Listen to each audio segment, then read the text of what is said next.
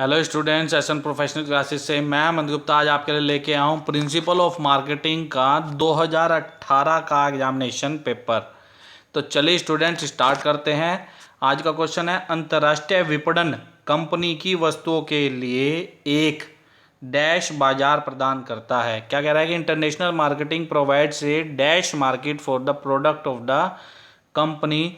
तो स्टूडेंट्स इस क्वेश्चन का जो करेक्ट आंसर है वो है बिगर। ऑप्शन नंबर ए इसका करेक्ट आंसर है।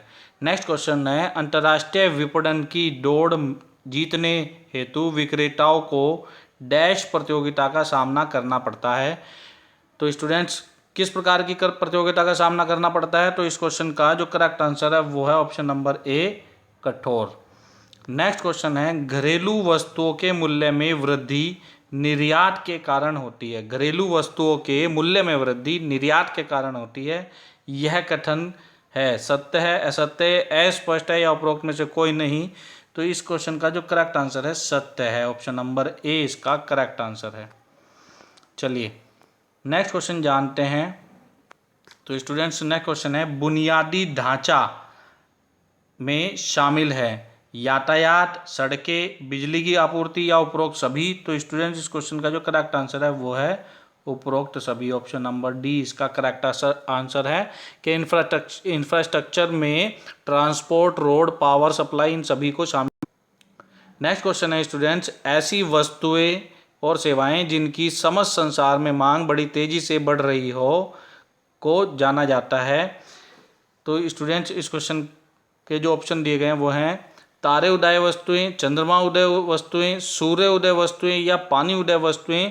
तो इस क्वेश्चन का जो करेक्ट आंसर है वो है सूर्य उदय वस्तुएं, सनराइज प्रोडक्ट के नाम से जानी जाती हैं। नेक्स्ट क्वेश्चन है, भारत में किस सन तक एक बंद अर्थव्यवस्था थी?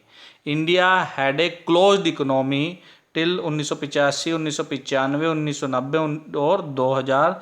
तो इस क्वेश्चन का करेक्ट आंसर है सन 1990 तक एक बंद अर्थव्यवस्था थी। नेक्स्ट क्वेश्चन है, भारत में कितने राज्य समुद्र तट पर हैं? भारत में कितने राज्य समुद्र तट पर हैं?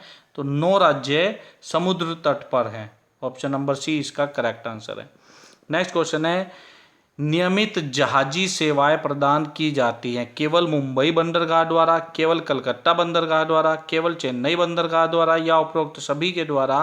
तो स्टूडेंट्स ध्यान रखेंगे, जो नियमित जहाजी सेवाएं प्रदान की जाती हैं वो उपरोक्त तीनों मुंबई, कलकत्ता और चेन्नई तीनों बंदरगाहों के द्वारा नियमित जहाजी सेवाएं प्रदान की जाती हैं। ऑप्शन नंबर डी उपरोक्त सभी इसका आंसर होगा। चलिए नेक्स्ट क्वेश्चन जानते हैं। तो नेक्स्ट क्वेश्चन है, एक निर्यातक को समस्याओं का सामना करना पड़ता है। एक निर्यातक को किस प्रकार की समस्या का सामना करना पड़ता है?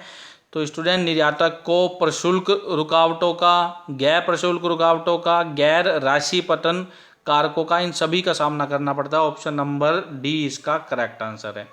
चलिए नेक्स्ट क्वेश्चन जानते हैं। नेक्स्ट क्वेश्चन है, फियो सभी के लिए एक सामान्य संयोजक एजेंसी है। FIEO की फुल फॉर्म भी मालूम होनी चाहिए स्टूडेंट्स। FIEO की फुल फॉर्म क्या है? Federation of Indian expert organisation. एक क्वेश्चन यहाँ से भी बनता है। चलिए अब मेन क्वेश्चन की तरफ आते हैं कि federation of Indian export organisation सभी के लिए एक सामान्य संयोजक एजेंसी है। किसके लिए? तो स्टूडेंट्स ये क्या है? तो ये क्या है कि एक निर्यात संवर्धन परिषद, वस्तु बोर्ड, सेवा संस्था सभी के लिए समान संयोजक सेवा एजेंसी है। ऑप्शन नंबर डी इसका करेक्ट आंसर है। चलिए नेक्स्ट क्वेश्चन जानते हैं। बड़ा इंपॉर्टेंट क्वेश्चन है स्टूडेंट्स, कई बार डिफरेंट तरीके से एग्जामिनेशन में पूछा गया है। तो DGFT से क्या तात्पर्य है? DGFT से क्या तात्पर्य है, इसकी फुल फॉर्म आपको बतानी है। तो स्टूडेंट्स DGFT की फुल फॉर्म होती है director general of foreign trade. Option number C इसका करेक्ट आंसर होगा। DGFT की फुल फॉर्म क्या है? Director general of foreign trade. Next question है, FOB मूल्य से क्या तात्पर्य है? स्टूडेंट्स FOB से क्या तात्पर्य है, आपको FOB की फुल फॉर्म बतानी है। तो इस क्वेश्चन का आंसर जानने से पहले स्टूडेंट यदि आप चैनल पर नया और अपने चैनल को सब्सक्राइब नहीं किया, चैनल को सब्सक्राइब कर ले ताकि इसी प्रकार के अपडेट आपको प्राप्त होते रहें। तो तो चलिए स्टूडेंट्स जानते हैं एफओबी की फुल फॉर्म के बारे में। तो एफओबी की जो फुल फॉर्म होती है वो होती है free on board. Option number C इसका करेक्ट आंसर है। क्या है? Free on board. Next question है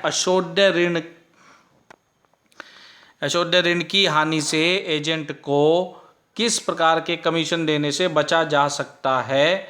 क्या कह रहा है कि अशोध्य ऋण की हानि से एजेंट को किस कमीशन देने से बचा? क्या कह रहा है कि यदि हम एजेंट को कौन सा कमीशन दें जिससे हम अशोध्य, हम का मतलब बिजनेसमैन, जो बिजनेस है, बिजनेस किस अशोध्य ऋण की हानि से बच सकता है? तो मैं समझता हूँ इस क्वेश्चन का मैक्सिमम बच्चों का सही आंसर होना चाहिए, क्योंकि आप एक तरह से बचपन से का मतलब 9-10 क्लास है, जब से आपके पास कॉमर्स आई है तब से ये स्टार्ट हो जाता है। क्या है कि इस क्वेश्चन का जो करेक्ट आंसर है स्टूडेंट्स वो है डेल ग्रेडियर कमीशन। ऑप्शन नंबर बी इसका करेक्ट आंसर है। नेक्स्ट क्वेश्चन है उपभोक्ता संरक्षण अधिनियम किस वर्ष में लागू हुआ? तो इस क्वेश्चन का जो करेक्ट आंसर है वो है ऑप्शन नंबर बी 1986। हालांकि अब इसके स्थान पर अब उपभोक्ता संरक्षण अधिनियम 2019 लागू हो चुका है। बेटर प्रिपरेशन के लिए आज के लिए आपका होमवर्क रहेगा कि ये जो उपभोक्ता संरक्षण अधिनियम 2019 है ये आपने कमेंट बॉक्स में कमेंट करके बताना है कि ये कब से लागू हुआ है। चलिए देखते हैं इस क्वेश्चन का सबसे पहले कौन बच्चे आंसर कमेंट बॉक्स में कमेंट करते हैं।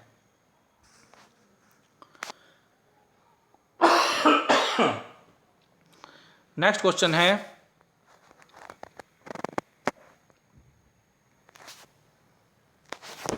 है जब एक उत्पादक अपनी उत्पादित सभी वस्तुओं के लिए एक ही ब्रांड का प्रयोग में करता है, एक ही ब्रांड प्रयोग में लाता है, तो उसे क्या कहते हैं? ऑप्शन दिए गए हैं ए बी सी डी। तो स्टूडेंट्स इस क्वेश्चन का जो करेक्ट आंसर है वो है family brand. Option number C पारिवारिक ब्रांड इसका करेक्ट आंसर होगा। नेक्स्ट क्वेश्चन है व्यवसाय के लिए विज्ञापन का वही महत्व है जो उद्योग में भाप शक्ति या चालन शक्ति का है। यह कथन किसका है? डायरेक्ट क्वेश्चन है, आप इस क्वेश्चन को अच्छे से तैयार कर लेंगे, कई बार एग्जामिनेशन में रिपीट हुआ है। तो स्टूडेंट इस क्वेश्चन का जो करेक्ट आंसर है वो है William Gladstone. Option number B इसका करेक्ट आंसर है। चलिए नेक्स्ट क्वेश्चन के बारे में जानते हैं। तो नेक्स्ट क्वेश्चन है विक्रय नियंत्रण की तकनीकें हैं। Techniques of sales control are केवल लेखा तकनीक, केवल विक्रय विश्लेषण तकनीक, केवल वितरण लागत विश्लेषण तकनीक या उपरोक्त सभी? तो स्टूडेंट्स इस क्वेश्चन का जो करेक्ट आंसर है विक्रय नियंत्रण के लिए ये सभी तकनीकें आवश्यक है। उपरोक्त सभी आंसर है ऑप्शन नंबर डी इसका करेक्ट आंसर होगा। चलिए नेक्स्ट क्वेश्चन जानते हैं स्टूडेंट्स। नेक्स्ट क्वेश्चन है ट्रेडमार्क ब्रांड का कानूनी रूपांतरण है, यह कथन कैसा है? अस्पष्ट है, असत्य है, सत्य है या स्पष्ट नहीं है? तो इस क्वेश्चन का जो करेक्ट आंसर है वो है कि ट्रेडमार्क ब्रांड का कानूनी रूपांतरण है, यह कथन बिल्कुल सत्य है। ऑप्शन नंबर सी इसका करेक्ट आंसर है। चलिए नेक्स्ट क्वेश्चन है एक एकाधिकारी डैश मूल्य नीति को अपनी विक्रय योग्य वस्तुओं के लिए अपनाता है? कौन सी? मलाई उतारने वाली, प्रवेश, मनोवैज्ञानिक या नेता? तो स्टूडेंट इस क्वेश्चन का जो करेक्ट आंसर है वो है एक एकाधिकारी मलाई उतारने वाली मूल्य नीति को अपनी विक्रय योग्य वस्तुओं के लिए अपनाता है। ऑप्शन नंबर ए इसका करेक्ट आंसर है। नेक्स्ट क्वेश्चन है बेटा विपणन में क्रय और विक्रय दोनों ही क्रियाएं शामिल होती हैं, यह कथन किसने कहा है? क्या कि विपणन में क्रय और विक्रय दोनों ही क्रियाएं शामिल होती है, यह कथन किसका है? तो स्टूडेंट यह कथन पायल का। ऑप्शन नंबर सी इसका करेक्ट आंसर है, पायले का। नेक्स्ट क्वेश्चन है स्टूडेंट्स वस्तु केंद्रित विचारधारा को जाना जाता है विपणन की नवीन विचारधारा, विपणन की प्राचीन विचारधारा, समग्र विपणन की विचारधारा या उपरोक्त में से कोई नहीं? तो स्टूडेंट्स ये है आज का होमवर्क। आपको वीडियो कैसा लगा कमेंट बॉक्स में कमेंट करके जरूर बताएं, और यदि आपने चैनल को सब्सक्राइब नहीं किया तो चैनल को सब्सक्राइब जरूर कर लें, और साथ ही साथ स्टूडेंट सब्सक्राइब करने के बाद ऑल नोटिफिकेशन को ऑन करने के बाद प्लेलिस्ट जरूर चेक कर ले, वहाँ पर आपकी सभी सब्जेक्ट के ऊपर जो जो इम्पोर्टेंट क्वेश्चन और प्रीवियस ईयर पेपर्स हैं वो हमने अपलोड करके उनकी प्लेलिस्ट बना दी है। आप वहाँ पर उनको अच्छे से जाकर चेक कर सकते हैं, अपनी प्रिपरेशन को बूस्ट कर सकते हैं और बढ़िया नंबर प्राप्त कर सकते हैं। Best of luck for your examination. मिलते हैं अपने नेक्स्ट वीडियो में। Bye bye students.